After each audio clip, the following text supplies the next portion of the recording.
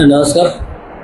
Vadgaon police station येथे 29 तारखेला 204/26 BNS कलम 140/2 3-5 नुसार गुन्हा दाखल झालेला आहे.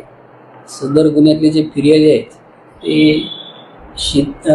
वैभव शीतल उपाध्ये, हे केबल व्यावसायिक आहे, वयवर्ष 35.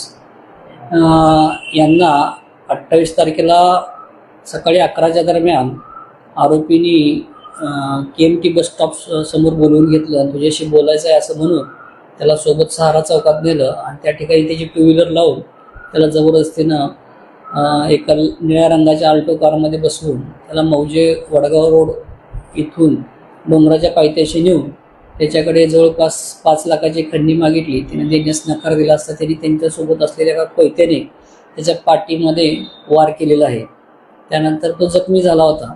त्यामुळे घाबरून त्याने 50,000 रुपये देण्याचं मान्य केले, परंतु त्याच्याजवळ कोणतेच पैसे नसल्यामुळे त्यांनी त्याला 5 तारखेपर्यंतची मुदत दिली होती.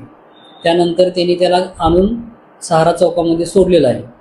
त्यानंतर संध्याकाळी त्याला जास्त त्रास होऊ लागल्यानंतर त्यांनी घरच्यांना, त्याच्या भावाला, त्याच्या वहिनीला सांगितल्यानंतर त्याला ते पोलीस ठाण्यात घेऊन आले आणि त्यांनी दिलेल्या तक्रारीनुसार 2 इसम ज्यांची नावं त्याला माहीत होती ते म्हणजे ओंकार दबडे आणि उदय वाक्षे यांच्याविरोधात व इतर 2 अनोळखी इसम यांच्याविरोधात गुन्हा दाखल झाला होता. आम्ही सर्व आरोपी निष्पन्न केलेले आहेत. त्यातील जो एक आरोपी आहे उदय वाक्षे हा अल्पवयीन आहे.